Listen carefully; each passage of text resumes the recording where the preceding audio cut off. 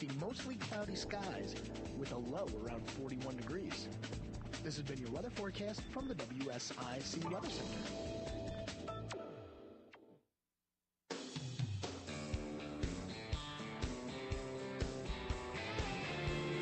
It's 11:06 on WSIC News Radio, and you're listening to We're Just Saying with Senator Vickie, Sawyer, and David. Like to be part of our show, 844 Studio 4. We are streaming live on the WSIC News website, YouTube, Facebook, X, formerly known as Twitter, LinkedIn. We're not in YouTube jail, are we, Bill? Okay, good. We are not in YouTube jail. Excellent. I always have to check these days because you just never know. Well, especially, I would just like to say welcome to the show, guest host David Coble. That is so unfair. I missed 3. No, it was 2. 3. Well, you missed one of them. We're not talking about me right now. We're talking about you. You missed one of the ones I missed. We are talking about you. Okay, I apologize to our listeners who have been devoid of my dulcet tones. I do apologize. Not dulcimers. Not dulcimers. No. Though dulcimers at Christmas, if you've ever been to the Biltmore House, very solid. Oh. But I am back. I do apologize for leaving you high and dry. Hopefully you were able to make it through without me. Though Bill said the ratings did plummet. As always, they do. As always, they do, and it's me by myself. But I was able to invite several senators on and talk about their re-election campaign. I continue to going to do that in these upcoming shows. But I'm just happy to have you back because it is lonely by yourself up here. It definitely is lonely in the studio. I've been here a couple times without you by myself. Yes, you have. And I did not enjoy that either. Yeah. So I'm very happy back. But it is the most wonderful time of the year. I don't mean Christmas. I mean candidate filing. Oh boy, what a week! Oh my gosh. I mean, obviously, probably the big thing, big old bomb dropped for our area. Patrick McHenry announcing he would not seek re-election, is going to be retiring from Congress. That really came out of nowhere. I don't think anybody picked that on their bingo card. But really just sends things, really kind of reeling around our area, and especially this congressional district. So, when did you first sort of hear about this? Were you on the inside, Vickie, or did you hear about it on Twitter like the rest of us? Yes. Well, me and the cabal were sitting there hanging out and talking about how we could take down one of the second most powerful men in America, as Patrick McHenry. Is that how of course, works? my plan worked. Of course. Well done. Right. No, I found out just like everyone else. I heard the news. I had a staff person who works with Congressman McHenry called me about an hour before it happened. And so I knew at that point that it was coming. So I appreciate the heads up. But man, ever since then, it's been a whirlwind because it does shake up local politics. Oh, it absolutely does. And I mean, it's, obviously, for those who don't know, for this congressional district, this district is drawn within Iredell. It's Iredell, it's Lincoln, it's Forsyth, and Yadkin. And Catawba. So those are the counties that sort of make up this district. Not all those counties fit into that one district, but yeah. So, but actually they do, except there's a small portion of Forsyth that is in a different district. So, correct. So that makes up this new district as it was drawn, very similar to the old district, though not that different than what Patrick McHenry had represented. But this is sort of the first time in our area since the new 13th was created back when Ted Budd ran, and this was a brand new district that we're going to be looking to elect a new congressman. Yeah, we are. And so although I am very sad for the loss of representation with Congressman McHenry, because he has been fantastic. He was one of the reasons why I did not support term limits, because his constituent services in his office was fantastic. Amazing. If I had a veteran call me that needed something, he was right there, or someone who needed with HUD or any kind of federal government issue, especially passports. His office was just bar none fantastic. So I am going to miss him for that. But I will say selfishly, I'm enjoying the shakeup. Yeah, are you? You like a little chaos, don't you? I think there may be a good psychologist who would like to look into the reasoning why I'm happiest when there's chaos around me. And there's some kind of personal defect there that it's very quirky for me, but it is very interesting, especially to be on the inside of the conversation. And when you're talking about the conversations that we're having, we're talking about congressional.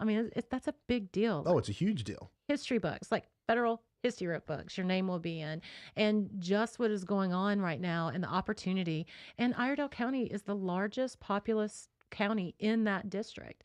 So conceivably, an Iredell County person, if they carry all of Iredell County, will be the front runner in that race. No, 100%. And I think it'll be a great opportunity for someone. Obviously, you and I have had several different conversations. You are not going to be seeking that seat. We will clarify that. You will be filing for re-election to the Senate, correct? Yeah. But I have not filed for office just yet. So that's given some people interesting tongue wagging or whatever you would call, or disc jockey jaw jacking is what I usually say. But really, it's so that we can make sure to keep inside of the conversation that we can find out who will be the best candidate for that position. Mm-hmm. Now, that's not to say that people who have expressed interest in this race are unqualified. Right. Let's not say that. But again, our county is the heart of that district.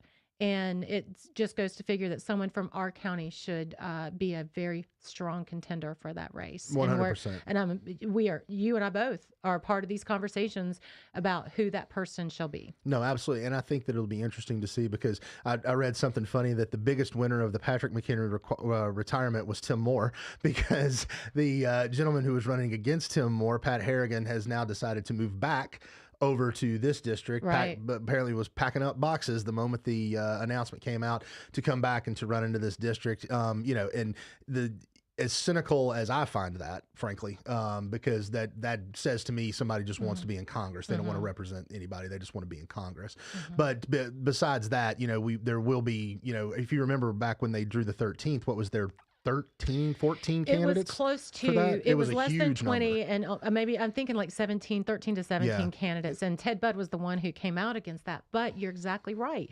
And my race against my first primary proved that folks don't like politicians who pick them. Exactly. They want to pick their politician. 100%. And you're seeing that, me right now talking about someone homegrown from Iredell County to run for this congressional seat. That is absolutely what I'm working for, because I want to pick my representative. I don't want a representative to pick me. No, absolutely. And that's really, when it really is sort of a cynical move when at least, we always like to, the lovely Alma Adams down in Charlotte, who I don't think has ever lived in that district, but just owns it. Right. And everything. But, to actually just, be running in one congressional district, have an open seat because you think it's going to be an easier race, and then go back over and doing that. That's just, it's cynical. And I think people see through that kind of thing. So actually, I reached out to a staff attorney for Senator Berger's office, because I said to him, Josh, I don't like the fact that we have residential requirements for House and Senate,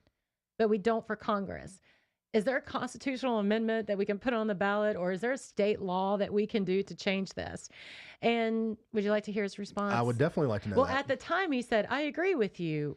I'm sure there's an answer, but within 2 seconds after the call, he said, the U.S. Supreme Court has decided in 2 cases, Powell versus McCormick 8 and U.S. Term Limits, Inc. versus Thornton, that neither Congress nor the states can add to the qualifications stipulated in the Constitution for membership in Congress. So this means we can't place a residence requirement on congressional candidates either by a constitutional amendment or statute. Well, there you go. It's a shame. It is a shame. It is a shame. Because, I know we only have a few seconds left here, but it's just different when you live somewhere, because when you go and represent that same place, because then when you're the one driving the roads and you're the one going to church with those folks who live around you, your neighbors are your influence. And that's very important. As someone who is elected, and I know someone who used to be elected, those folks and friends around you are the ones who really influence what's going on in your head. Oh, so absolutely. It's so important to actually live, work, breathe, live, and play in the district that you represent. No, 100%. And I think one of the things that we talked about, in your first race, right? We had someone who just got an apartment in the district to move in. How do you represent the people if you don't know them? Exactly. You're listening to We're Just Saying on WSIC News Radio. We'll be right back.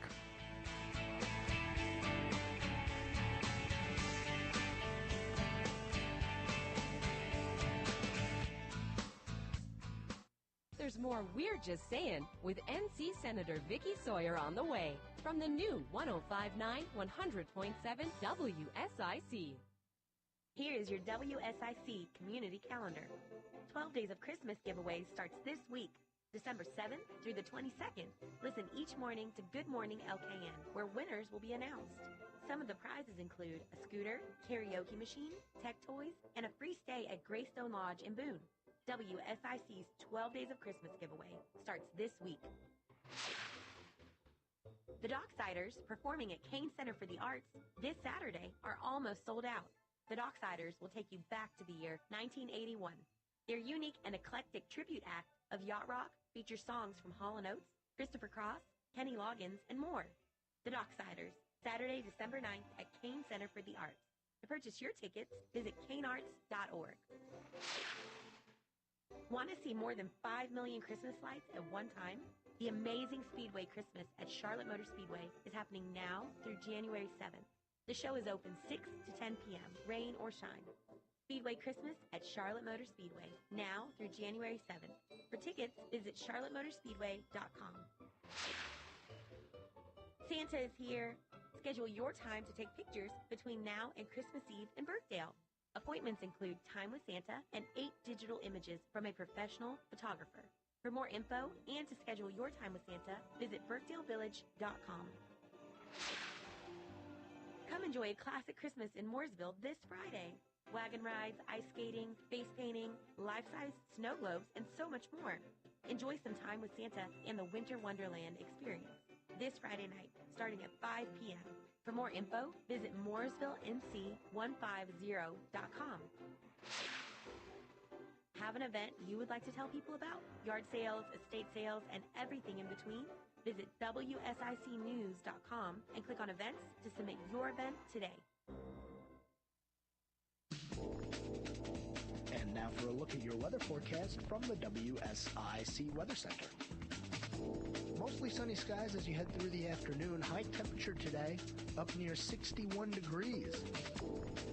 Heading into this evening, the clouds will roll in and we will drop down in temperature. We're expecting mostly cloudy skies with a low around 41 degrees. This has been your weather forecast from the WSIC Weather Center. Check out what's jingling around your hometown on WSIC. We're Just Saying continues now. Here's your host, NC Senator Vickie Sawyer, on the new 105.9 100.7 WSIC.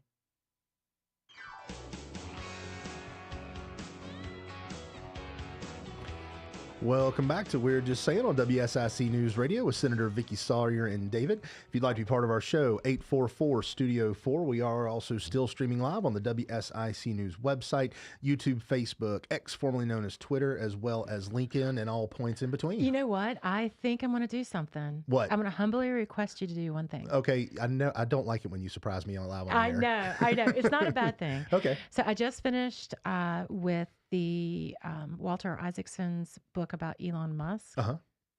I think I'm going to support just the X. Just the X? No more formerly known as Twitter. Really? I'm a believer. Okay. All right. I'm a believer. So now going forward, we are just on X. We're on X. If you read the book or listen to the audio book, which is what I did because I'm in the car so much, and you understand the theory of Elon Musk's and the reason why he chose X as the name, I'm a believer. Okay. I'm a believer. So All right. no more formerly known as Twitter. I'm going to do it. I can do it. You're the boss. Going forward, I will begin. There it is. Right there. I love that. But I do suggest that you guys, anybody who wants a good like wintertime read, to pick up that book or to listen on video on tape. On tape. Wow. That on tape. How do you tell somebody that you're middle aged without telling put them it you're in your middle aged? 8-track. Yeah, I know. Yeah. Oh, Okay. back in my day. Yeah, get the VHS up going. No, so it was. I'm just saying it was personally a really good, enriching story, and I would encourage all to read or listen. Well, to I will it. certainly check it out. I love a good podcast. I just finished one on JP Morgan, which was fantastic. So what we're doing is we are qualifying ourselves as official nerds. Okay, I prefer to think. I don't prefer to think of us as nerds. I prefer to think of us as Renaissance people. We're well rounded. We I am we like physically. Yeah, well, yeah, you know, me as well. I've been working hard to keep this one pack where it needs to be, but and I'm doing well at it, by the way. Good job, doing my well friend. at it. Good job.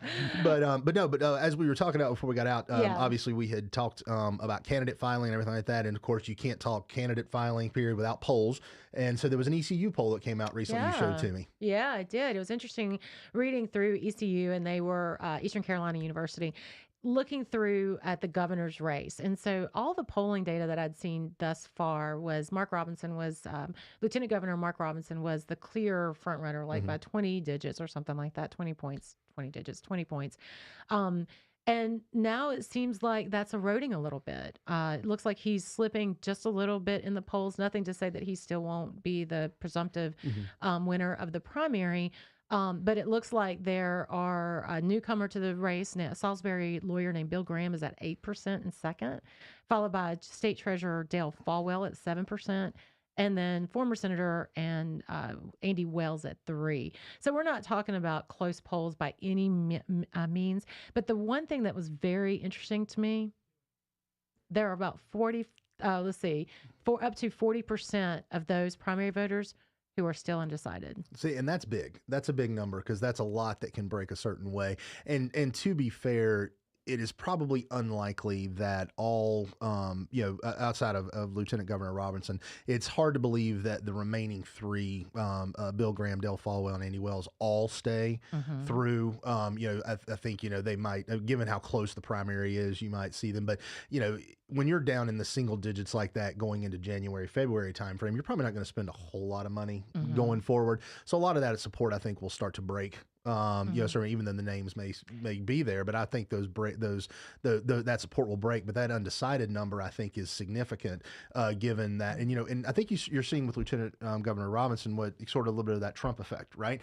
Trump had about that 33 to 34% that die hard, not abandoning. Right. And then everything broke different ways and then ultimately coalesced behind, President Trump in those primaries, probably seeing a little bit of a similar effect. Obviously, Lieutenant Governor has the most name recognition being the current elected official. But it's going to be interesting to see, especially given the amount of money Bill Graham has said he's willing to put into that race and, to see if he can make up that gap because he's self-funding to the tune of close to $5 million or something. I mean, it's an insane number that he's putting in there. Crazy the amount of money that people will put of their own personal dollars into a campaign like that. It is. When you're throwing around like millions of dollars, that millions of dollars, you really must believe in yourself, right? Yeah. When you wake up in the morning, you must be like, I am hot stuff. Yeah, and it's all look relative. At me, I'm great. I mean, it's all relative. Well, if I was running for governor, I could easily see myself putting in $500. Yeah, and right. So that I'm going to self-fund to the tune of $500. But 500 to me is probably Bill Graham, highly successful individual. That 5 million,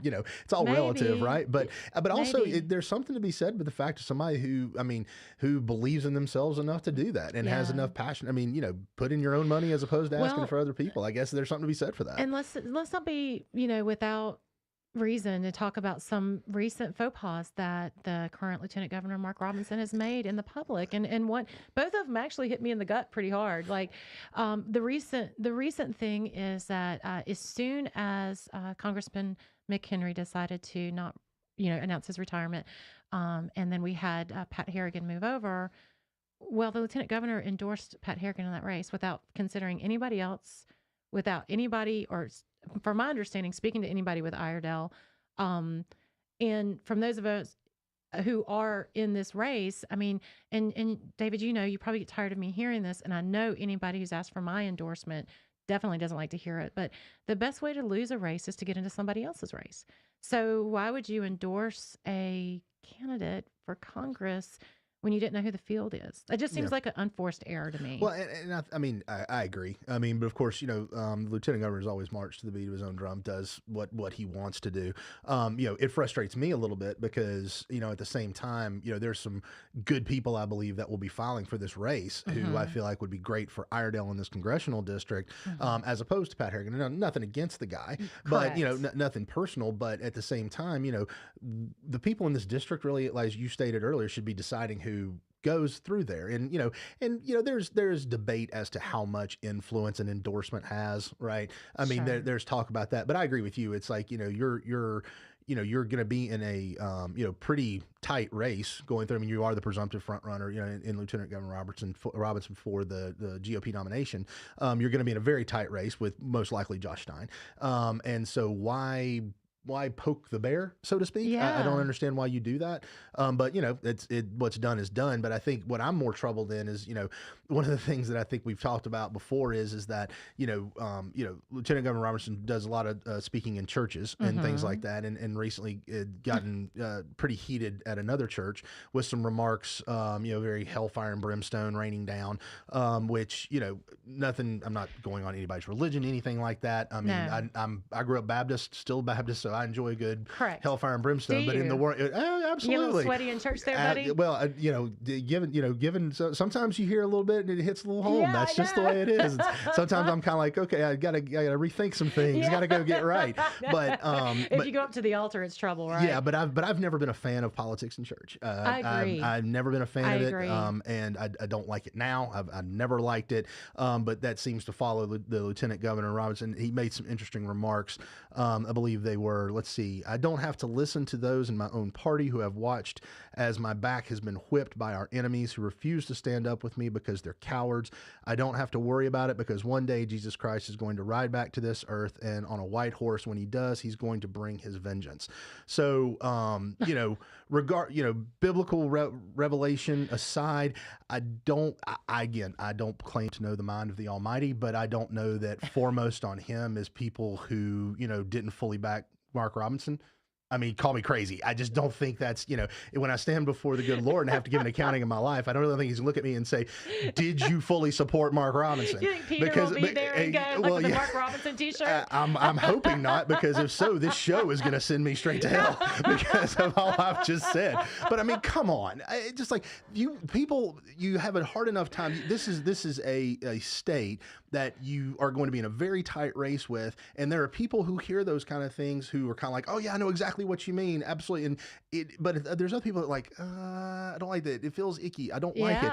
And I'm one of those people. I was like, look, don't go into church and talk about your politics. Right. Go into church, talk about the Lord, talk about your faith, do those things, but don't talk about your political enemies. Right. And certainly don't assert that they're going to get the vengeance of Jesus Christ for not supporting you. Yeah. Because I really think the Almighty has more important things on his mind than that. Call me crazy. I hope so. I really do. I really hope so. But I don't like that. And those are the kind of things that when, if the Lieutenant Governor makes it through the primary, which, most indications are that he will, that's the kind of thing that will be rolling out on every single ad that is done. And it's just it will paint him in such a way as to people. There are people who are not religious who vote in elections who may side with you on a lot of issues, but will see that and be really, really uncomfortable with it.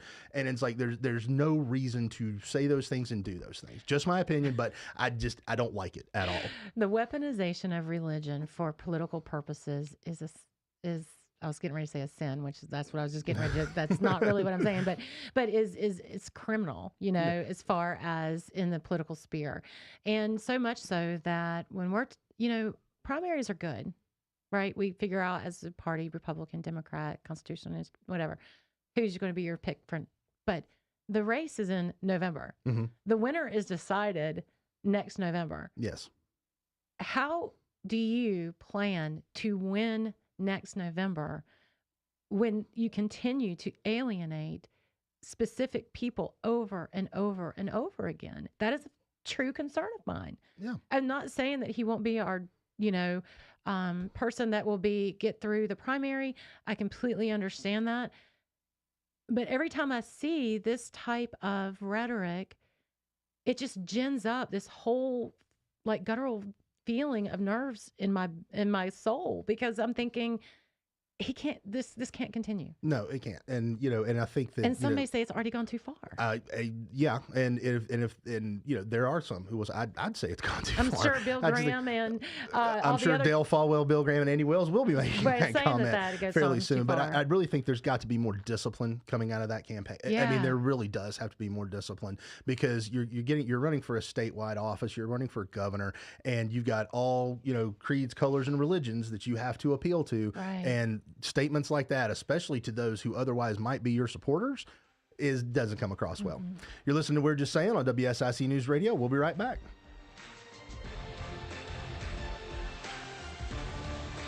More We're Just Saying with NC Senator Vickie Sawyer is coming up on the new 105.9 100.7 WSIC.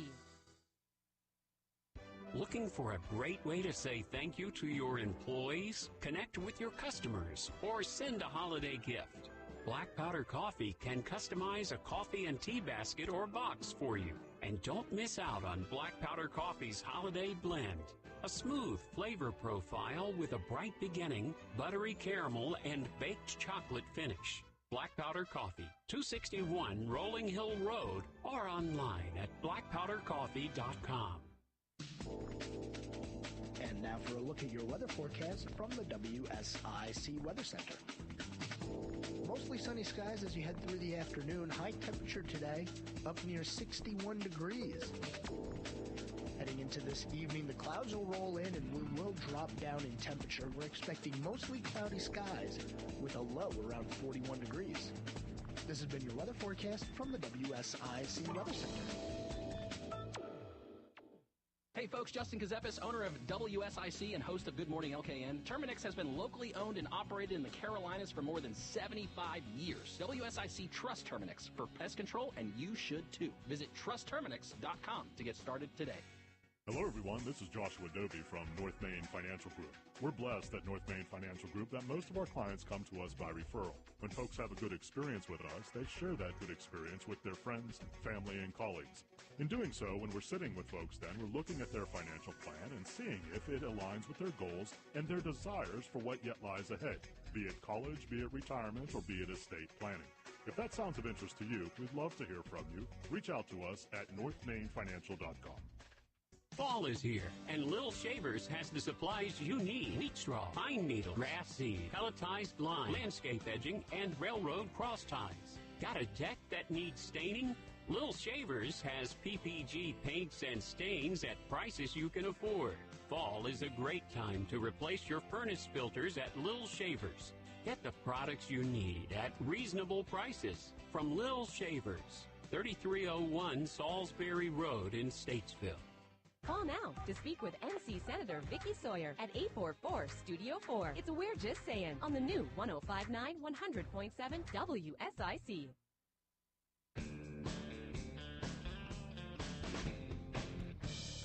Welcome back to We're Just Saying on WSIC News Radio with Senator Vickie Sawyer and David. I'd like to be part of our show, 844-STUDIO-4. We are still streaming live on the WSIC News website, social media, YouTube, Facebook, X, and LinkedIn. You did it. I did. You put the edict down for how you wanted me to intro that. So it is no longer formally Twitter. It is just X. It's just X. Just X. You know what? I have the buttons. I'm supposed to be able to do that. Yeah, okay? yeah. You're stealing my thunder over there, engineer extraordinaire Bill, but that's okay. A little bit off the getting off the political train for a little bit. No pun intended. Did you like that? Pun intended. Yes, I am a finely tuned radio professional. But high-speed rail, a topic going on right now, and obviously you with a being as part of the head of the Senate Transportation Committee, grant for high-speed rail. Mm-hmm. Yes, excuse me. So Senator Tom Tillis came out and explained about the Infrastructure Job Act, that part of that will be a grant to have high-speed rail, which has been a long-held belief for a lot of transportation planners, from Raleigh to DC, which actually sounds really good. You know, I've actually looked into the Amtrak. You can do that now on Amtrak, but the travel time is about the same time as drive time. Mm-hmm. That's not great, right? So you might as well just go ahead and drive. And the idea is to get congestion off the road. But a Raleigh to DC line would be really, really great. So Senator Tom Tillis has worked to secure that funding. He came out on Twitter and news release and talked about that today, which I think the train will be capable of going about 110 miles an hour. Wow. Which would be really, really cool. And it's so why is this not? I mean, I know you have done a lot of research into transportation. Mm-hmm. So if this is not a good question, I apologize. No, but high-speed rail has been a thing for a very long time over in Europe, over in Asia and stuff like that. Yeah. It's nothing new. It's been going on over there for a while. Why has it not caught on or even been really developed inside of the United States? Because I mean, our rail is still pretty slow overall. Why do we not see that more? Well, I guess it's a philosophical differences, and so people have different opinions on this. Personally, I believe it's because we're America, mm-hmm. and like North Carolina is the size of several European countries put together. So just the span of what we have in the area we have to cover is big. And we're a car culture, right? I mean, we started 100 years ago with Henry Ford and that and the autonomy. And I think culturally, we have just grown up with our own cars and we want to keep our own cars. We've actually seen that with EV sales, electric vehicle sales.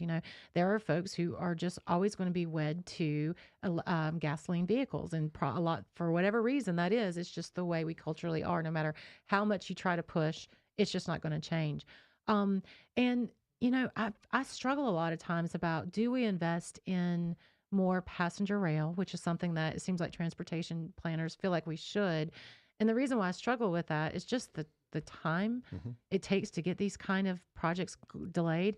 Can we not spend that money and develop like drones that carry people to I mean, I know this, maybe I'm being influenced by Elon Musk a little bit here, but I have thought for a while, like, is this a 18th century solution to a 22nd century problem? Is that what rail is? And we're already so far behind. There's no way we can catch up to what we probably need to be. Understandably, that congestion is an issue. We can continue to build roads, but then at some point you become LA and there's nowhere else to build, and there's only so many times you can deck a road. What is the future of transportation? Or is public transportation even going to be a thing in the future, right? I mean, maybe we all work from home, or maybe we all work at satellite offices and we don't have to travel so far. Where does this all go? I think COVID, I'd heard said by a transportation planner from the University of Texas, I think, he had mentioned that, he had been studying transportation for 20 years, and in 20 days, COVID wrecked it all. Yeah. And so now we need to figure out where we're going to build and go back. So that's just kind of like a philosophical thing. I always think about rail and just the willingness for people to use it. I mean, the Amtrak gets used a lot. Actually, ridership is up on the line from the Carolina and the Piedmont, which is the Amtrak line from Charlotte to Raleigh. That one of those lines, actually, the Carolina, I think, goes all the way up to New York. So you can ride a train from Charlotte to New York. It takes a while, but you can get there, right? So those type of riderships are up, but like daily commuter passenger things, not so much. Yeah. And those are fixed line assets. So once you build it, it will be there forever. What does that look like forever? Well, it's interesting that you talk about sort of the transportation options, because I did, the reason why I missed last week was I was at a conference. And one of the interesting things that I was learning while I was out there was how public policy has to try to keep up with technology as it comes out. One of the interesting things I was attending a meeting, a task force meeting. And one of the things they were talking about was legislation on vertiports. And so a vertiport is basically if you had a flying car, and this technology is out there. If you had a private vertiport, right? And there's the whole idea of ownership, right? And you own the land that is on, but do you own the air? How far up do you own the air? And so does do policies indicate that if you've got a vertiport because of the air ownership, is that private ownership, or is that public access, or do you have to have public access to these vertiports? What a great intellectual conversation. It really was fantastic. It was Yeah. fascinating to listen to, because I was like, are we really there? I mean, is it Back to the Future? Do we finally have our flying cars? And really the technology exists. There's things being tested, but then it's like, okay, well, once these start rolling out, okay, well, how do you keep them from going into buildings? How do you make sure that they're regulated the correct way? But it's something as simple as, where do they land? And if you have one at your house or in your neighborhood, right, does that provide public access? Because the air, right, you don't get to own all the way up. Whereas in China, an owner owns all the way into the sky, as the government does. Yeah. But here, that's not the case. So it was really fascinating to listen to. But when we talk about transportation options as technology moves, right, higher speed rail, things like that, public policy has to catch up. So I thought it was really fascinating. But in the way the choices, I mean, people are getting more transportation choices these days. I mean, with technology. So it was really interesting to listen to that and talk about the public policy implications of it. Yeah. So I always am a believer of the possible, and I possibly will be Jane Jetson one day. You want to be Jane Jetson? I think I'll be Jane. Yeah. Yeah. Well, I have a dog, Elroy, and well, Brett would have to be. Have you ever heard the theory that the Flintstones and the Jetsons are taking place at the same time? Just the Jetsons are up in the air and the Flintstones are down on the ground. I don't. experiment in illicit drugs, so I would never have that kind of Wow. conversation. You know what? Deep conversations about the Flintstones and the Jetsons do not require a synthetic high to participate in. I think they do. No, they really don't. They really Look, do. just look, if you're intimidated by the question and the intellectual exercise needed to go through it, just say so. Well, I mean, you know, don't come down on those of us who are broadening our horizons that way. Are we having a Vivek and Nikki Haley conversation right now? Did you watch that? Oh my gosh, man! So let's talk about it. You know what? I do not like him. I do not like Vivek when he first came out, and yeah, he talks well. All right, he presents well. And when he wasn't quite as crazy when he first came out, but now he's just gone complete. I think what you are finding, he is not gaining any traction, and so now he is going as far off the deep end as he possibly can to try to get some type of traction, or he just knows he's not got a chance of winning, so he's going to go scorched earth on everybody that is to help sort of maybe, I guess, hurt them as much as possible, you know, because he's hoping for a cabinet position if Donald Trump is reelected. But he just smarmy. I mean, when you have other candidates who are running against Nikki Haley, they're like, you know, going Chris after Christie. him, yeah, for the way he's acting, you know, you've kind of gone a bridge too far. So I'll say at the very beginning, we've actually talked about it on the radio show, I was a big Vivek fan. I did. I appreciated what he was saying. And when he was talking about policy, he was right on. When he's shifted from talking about policy and what he would do, because I think he does have that futurist look and not behind and but ahead. But when he started that and then started attacking personally Nikki Haley because she's doing good in the polls or well in the polls, I lost all taste for him. And in fact, I think I'm starting to lose all taste for that type of politician in general. Like I just long for the days of a Ronald Reagan or even a Jimmy Carter, or like, where are the statesmen anymore in this place? You know, I see Nikki Haley is coming out as one of those people who has been routinely attacked from everyone. Even Ron DeSantis was throwing off on her too. She comes off and handles it very well, I would say, as well as she could. So I think I'm starting to circle around to Nikki. I can't believe I'm saying it. I can't believe I'm saying it. Of the four that were on that stage, I think she was one of my favorites. Well, I'm glad to hear that. I'm glad to see you come around to my way of thinking. It only took a little time, but I certainly welcome to the bandwagon. Yeah. Well, I would like to welcome you to the bandwagon. But I think, and here's what I will say is that, you know, candidates like Nikki Haley running, I will say this about you as well. Women who are running in the political sphere have it far more difficult when dealing with attacks. And here's why. Because you all have to walk that line between coming across as a fighter, right, and taking on the criticism while not crossing over and being seen as screeching on those stereotypes that come to women. And it is a very difficult line to walk. I've watched you navigate it very, very well, except in private with me. You screech at me out. I'm kidding. I'm kidding. I kid. You don't do that. David.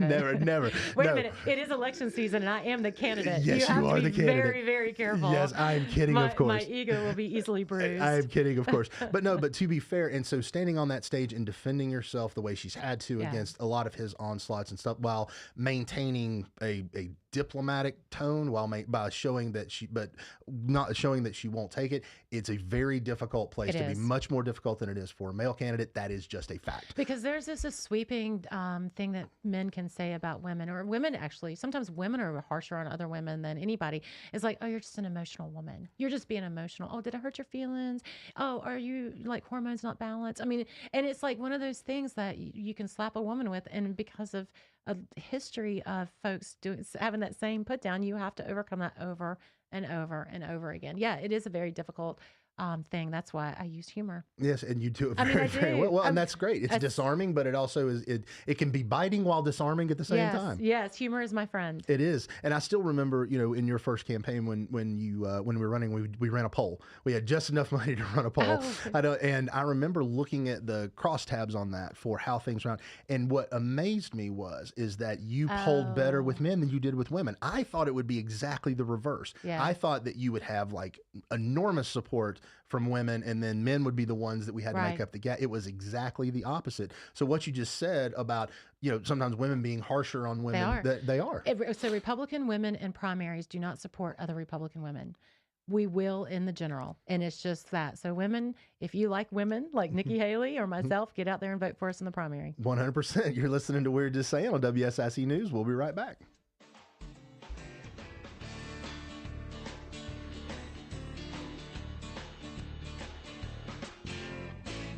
There's more We're Just Saying with NC Senator Vickie Sawyer on the way from the new 105.9 100.7 WSIC.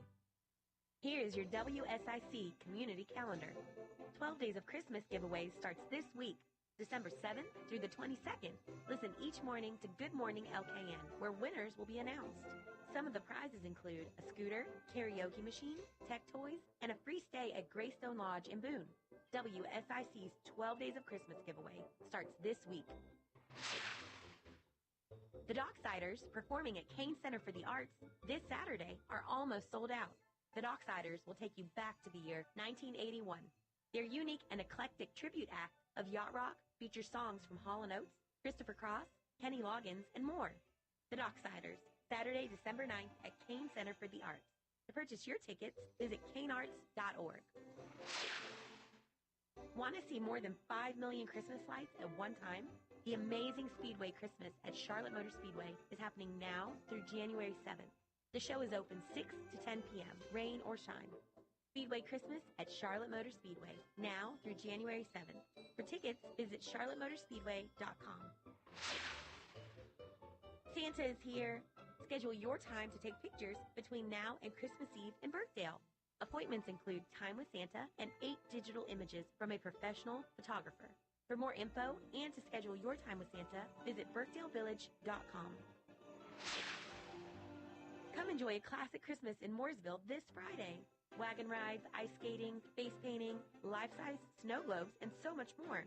Enjoy some time with Santa and the Winter Wonderland experience this Friday night, starting at 5 p.m. For more info, visit mooresvillenc150.com. Have an event you would like to tell people about? Yard sales, estate sales, and everything in between?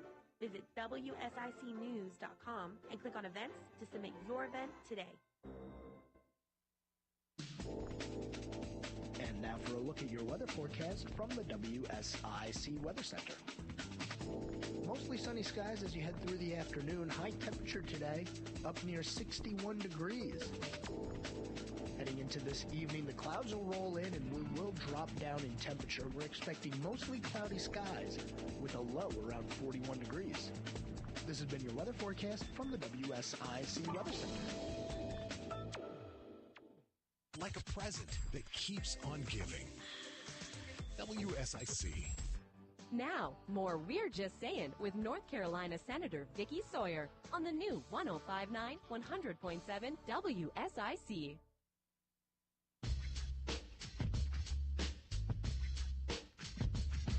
Welcome back to We're Just Saying on WSIC News with Senator Vickie Sawyer and David. Like to be part of our show, 844-STUDIO-4. We are still streaming live on WSIC News website, YouTube, Facebook, X, and LinkedIn. Yes. So a little jamming. I like the jam. I do too. I mean, like first, had like the guitar country twang going through, and then we end with a little beat. I like all the intro music. It's kind of like a, parallel to kind of my political personality. A little bit of everything. A little country, a little rock and roll. A little country, a little bit of rock and roll, a little hip hop. I love You and Marie it. Osmond. You and Marie Osmond. So, that's right. But even though it is candidate filing, even though it is political season, there is actually some policy items coming out of Raleigh and some work being done. And so recently you guys had made like $114 million in retaining teachers? Yeah, or something. Well, so this is a personal story. The reason why I picked this one out for us to talk about is reading instruction.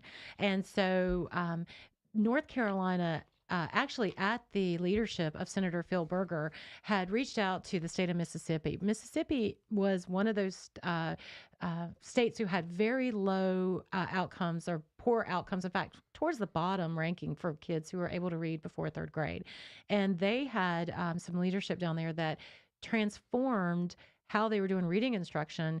And they went from the bottom to the middle, from the middle to the top third. Wow. So it was just the reason why, and also, so I'm very excited to celebrate that same success here in North Carolina, and it's called LETRS, LETRS, and Language Essentials for Teachers of Reading and Spelling. But you know what that really is? What? It's old school phonics. Old school phonics? Going back to the phonics, how you and I learned how to read. Really? Right. So really actually not inventing a new way or anything like that. We going back to the basics that we so many of us grew up with. So that it obviously had worked over time. And so Mississippi has been a success. Now North Carolina is announcing its same success. And the reason that it has a personal touch for me is not only do I have a heart for education, but I was literally sitting in Senator Phil Berger's office on the couch, unrelated to this matter. And he said, Senator Sawyer, I know that you have a heart for education. I'm getting ready to talk to Mississippi's superintendent of instruction. Would you like to sit in on the call and listen to the conversation? I did, and Senator Deanna Ballard, who's now running for lieutenant governor, she had come in because that was her scheduled time, and I got to hear the beginning of this. And so many times you're in these conversations or at the table when these decisions are being made, and you don't know if it's going to work or not or how it's going to be, but really under Senator Berger's leadership, he did spearhead this.